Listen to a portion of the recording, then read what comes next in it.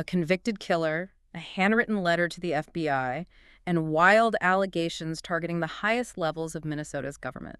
I mean, it really sounds like the plot of a geopolitical thriller, something you'd read on a cross-country flight. But we are talking about a real-world tragedy here, and the reality is incredibly dark. Yeah, let's look straight at the hard facts first. So, Vance Boltier, a 58-year-old man, hunted down and assassinated Minnesota State Representative Melissa Hortman and her husband, Mark. Just an absolute horrific event. Right. And that same night, he also shot and critically wounded State Senator John Hoffman and his wife. This violence kicked off a massive 43-hour manhunt across the state. 43 hours of just pure panic for the community. Exactly. Authorities ultimately captured Boltier hiding out in a field. Faced with overwhelming evidence, he accepted a federal plea deal. That agreement took the death penalty off the table, ensuring he serves 2 consecutive life terms, plus 40 years in prison. So those are the absolute unshakable facts of the case. But, the reason we are looking at this today is because of what happened after those facts hit the public. Right, the aftermath. Yeah, we are looking at official state records and police reports, sure. But we are also analyzing a highly controversial YouTube broadcast that has taken these events and woven them into a sprawling conspiracy theory. And just to be clear with everyone listening, our purpose today is to neutrally unpack how a single horrific event gets interpreted across entirely different media landscapes. We aren't endorsing these theories, but we want to understand why certain narratives just catch fire online. And to understand that splintered reality, we really need to look at the chilling premeditation of the crime itself. Sure. Because this was not a sudden crime of passion. No, not at all. We're talking about the early hours of June 15th. Boltier was heavily armed. He was wearing tactical gear. Yeah. He even wore a silicone mask designed to make him look like a bald man to confuse any witnesses or cameras. I mean, the tactical preparation shows a deeply organized thought process. He didn't just break a window and enter. He posed as a police officer. Right, the welfare check. Exactly. When he approached the lawmakers' homes, he pounded on the door claiming he was conducting a welfare check. Sure. Or responding to reports of shots fired. He used the psychological authority of law enforcement to manipulate his victims into opening their doors in the middle of the night. Which instantly forced the public to ask one terrifying question, right? Yeah. Why them? Why these specific lawmakers? Yeah. And that question collided perfectly with a massive political controversy that had literally just happened. Okay. Just days before her murder, Representative Hortman cast a deciding vote in the Minnesota House. And it was a huge deal. It was a razor-thin 68-65 decision to end Minnesota care eligibility for illegal immigrants. She was the lone Democrat to side with Republicans to pass the measure. It's just hard to overstate the pressure cooker of a vote like that. The sources note she was visibly emotional. She was actually tearing up on the floor when she defended her decision, stating simply, "I did what leaders do." Yeah, she knew she was bucking her own party on a highly sensitive issue for the sake of the state budget. So naturally, the public reaction was to draw a straight line. Of course. The internet immediately lit up with theories labeling Boltier as a right-wing extremist or a Maggie supporter targeting a vulnerable Democrat. But I looked at the follow-up reports and I was completely surprised. Because of the message he sent. Right. Boltier actually sent a message to the New York Post right from his jail cell. He explicitly denied being motivated by what he called Trump stuff or pro-life views. See, this is a crucial pivot point in the story. When a horrific act occurs, human nature demands a clear cause and effect. We want a motive. Because a motive gives us a sense of order. Exactly, however grim it is.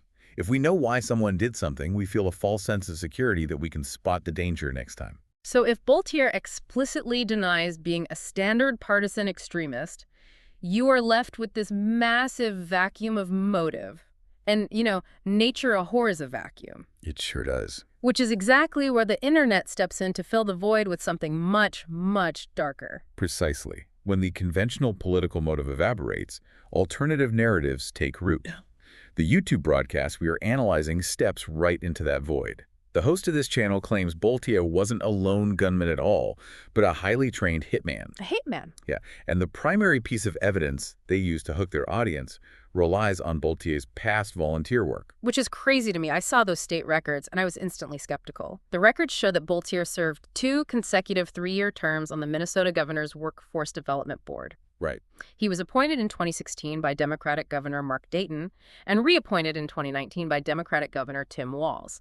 Now, Governor's Workforce Development Board sounds incredibly high It level. sounds like a secret cabinet. Exactly. But the governor's office released a statement clarifying what this board actually does. It has over 60 volunteer members of all political backgrounds. It has zero authority to make decisions, zero power to change laws, and literally cannot implement policies. It's an advisory panel. It essentially acts as an advisory panel. It sounds less like a covert intelligence cabinet and more like a giant statewide PTA committee. So how does being one of 60 volunteers on an advisory board get spun into a close personal relationship with the governor? Well, it happens through the weaponization of bureaucracy. What do you mean by that? To the average citizen, anything with the word governors attached to it carries this veneer of immense power and secrecy. The YouTube host doesn't explain that the governor likely never even interviews these 60 volunteer applicants. Right, it's just a stack of paperwork. Exactly. Instead, they use a classic technique in conspiratorial media. They take a mundane, easily verifiable fact, the state board appointments, and use it as an anchor for a massive, unverified leap in logic.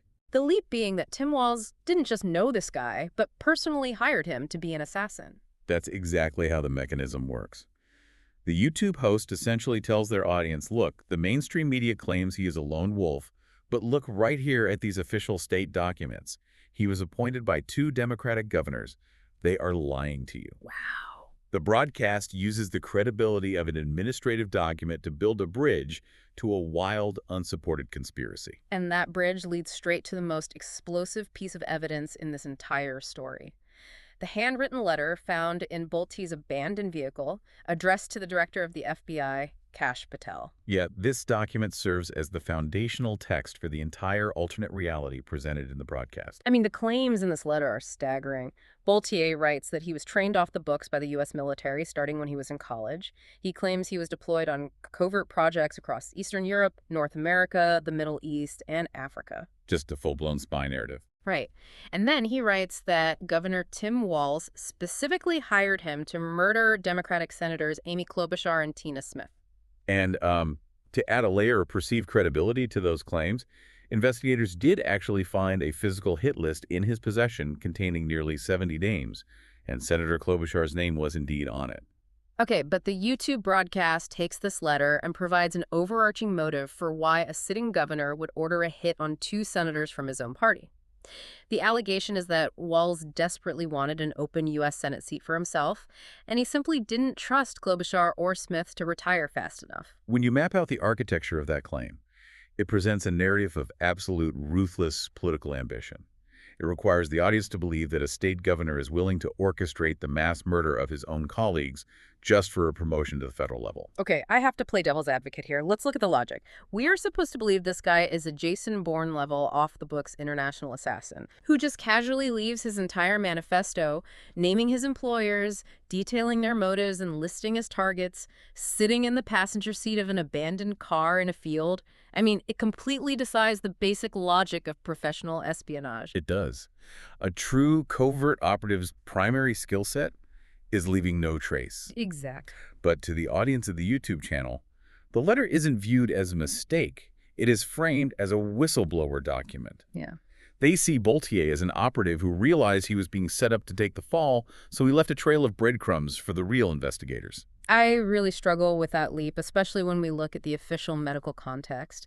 I mean, the sources include an interview with Dr. Michael Farnsworth, a highly respected forensic psychiatrist who reviewed this exact letter for the Minnesota Star-Tribune. And his findings are crucial here. Yeah, Dr. Farnsworth didn't see the confession of a cornered super spy. He stated clearly that the letter screams of a man dealing with, and I am quoting here, mixed delusions with grandiose and persecutory beliefs. That psychiatric evaluation is vital for understanding the mechanics of what happened. Grandiose delusions are a very specific psychological phenomenon. The person genuinely believes they possess secret knowledge, extraordinary powers, or a hidden, special relationship with a prominent figure. Like a governor. Exactly. In Boltier's mind, the fantasy of being an elite, government-trained operative likely served as a psychological shield, protecting a very fragile sense of self-worth. To him, the delusions are a completely sound reality. But the YouTube host entirely dismisses that medical evaluation. And they don't just stop at the assassination plot. They attempt to tie this entire horrifying event to a completely different, multi-billion-dollar political scandal involving the Somali community in Minnesota. This is where the conspiracy expands its borders dramatically, moving from a single crime into an overarching worldview. Yeah, so the broadcast alleges a massive fraud scheme where billions in taxpayer dollars were stolen. They outline a scenario where a white woman named Amy Bach was prosecuted to the absolute fullest extent of the law for her role in the fraud.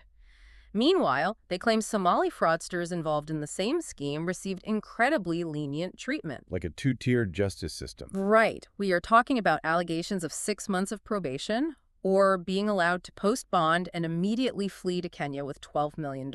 And the YouTube host doesn't just blame bureaucratic incompetence for that discrepancy. They take the accusation straight to the top of the state's justice system. The explosive claim is that Attorney General Keith Ellison was caught on a recorded tape taking bribes to actively protect these specific individuals from prosecution.